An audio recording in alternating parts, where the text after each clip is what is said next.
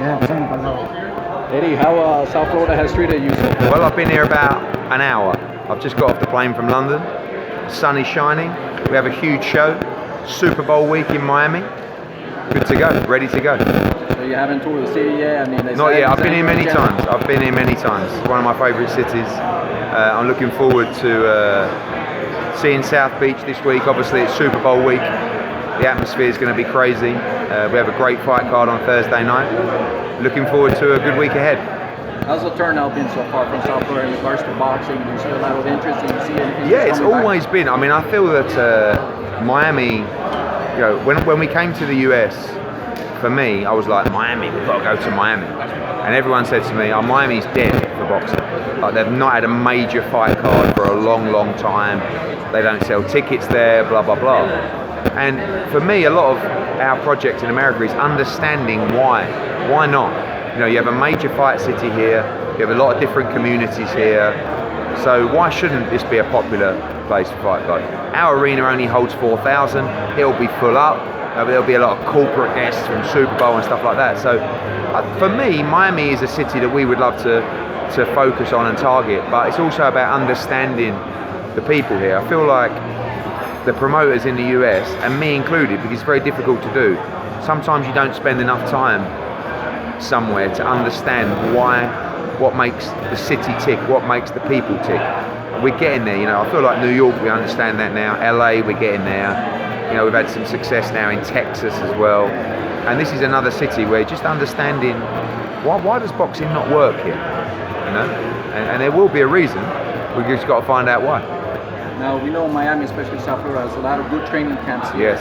And a lot of true boxing hard, but what is making noise is the YouTube fight. What do you think I know. You know, it's a tough one for us because our job is to drive numbers, okay?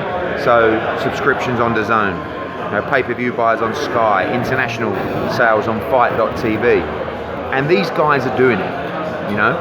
I'm a boxing fan. I've been a boxing fan since I was 7 years old. So, for me, the real boxing is the World Championship triple header. But we can't ignore the interest that these guys are bringing to the fight cards, the exposure they're bringing. And the one thing that I'm pleased about is that they're respecting the sport. It's not that they're just turning up and like not training. They're going to Big Bear, they're doing 10 or 12 weeks.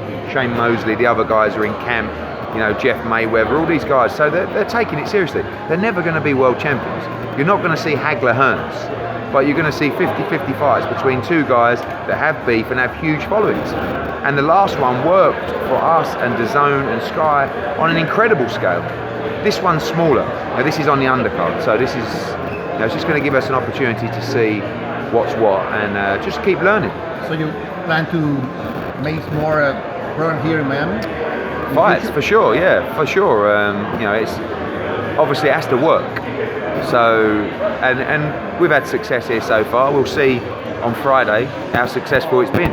You know, but I think that I don't see why this city shouldn't be staging major boxing events. But they've certainly been starved of it over the last few years.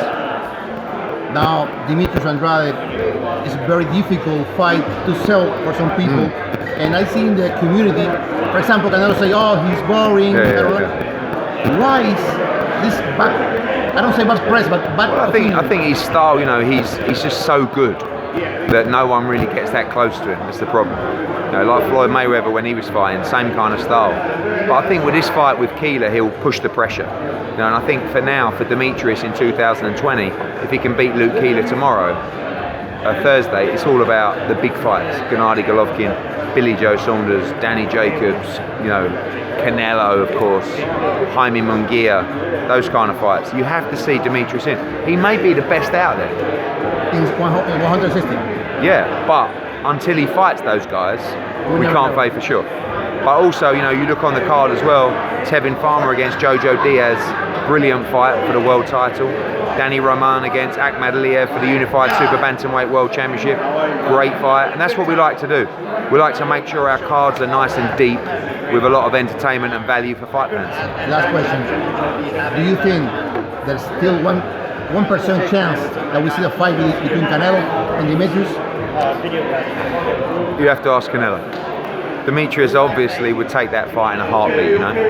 So, but he's tough to beat. You almost want Demetrius to look bad, you know, to perform on Thursday, maybe get knocked down or something like that, and then maybe they'll fight him. So we'll see. Thank you, sir. All right.